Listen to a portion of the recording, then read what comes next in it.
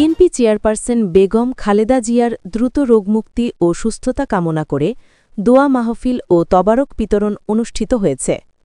দোয়া মাহফিলে মহান আল্লাহর দরবারে তার দ্রুত আরোগ্য কামনা করা হয়। সানিরহাট ইউনিয়নের ৩ নং ওয়ার্ড সহসভাপতি মোজাম্মিল হক তোতা মিয়ার আয়োজনে দোয়া মাহফিল ও তবারক বিতরণ অনুষ্ঠিত হয়।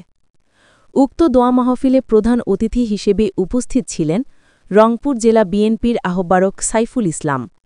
সভাপতিত্ব করেন সানিরহাট ইউনিয়নের ৩ নং ওয়ার্ড বিএনপির সহসভাপতি মোজাম্মেল হক তোতা মিয়া ও দোয়া পরিচালনা করেন সানিরহাট ইউনিয়ন বিএনপির স্বেচ্ছাসেবক দলের আহ্বায়ক আল হাফিজ।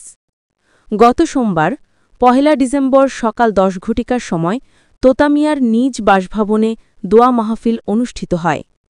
দোয়ার শেষে আগত সকলের মাঝে তবারক বিতরণ করা হয়।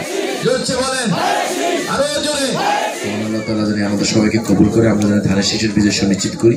আমরা দীর্ঘদিন থেকে অবহেলিত, আপনারা আমাদের লোকাল স্থানীয় সংসদ সদস্য কিন্তু পাইনি। যারা আসছে তারা বহিরাগত, কারণ কি খুঁজে বের করছেন? ওরা কেন দেয় না? আপনারা আমাদেরকে ঠকার জন্য ওরা দেয় না।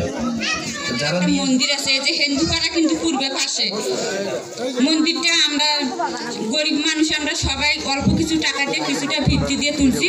সাইফুল ভাই যদি ভোটে হতে পারে তাহলে আমাদের ওইদিকে জেনে একটু দেখে ধানের শীষ মার্কে আমরা জয়যুক্ত করতেছি। আর এই আদেশগুলো খুব খারাপ ছিল। যেমন 18তে দিন নির্বাচন হলো তখন নীলডুমুর আমার দায়িত্ব ছিল, তখন অ্যাডভোকেট জগদুল হাজার ছিল।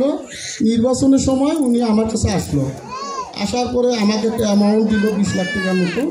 যেহেতু আমি কমান্ডার, বললো যে ভাই আমাকে ওই ভোটের বাক্স ভরাই দিতে হবে। যাক, আমি বেশি কিছু বলতে চাই না, একটি কথা না বললেই নয়। আমরা সবাই একতাবদ্ধ হয়ে ধানের শীষে সাইফুল ভাইকে ধানের শীষে ভোট দিয়ে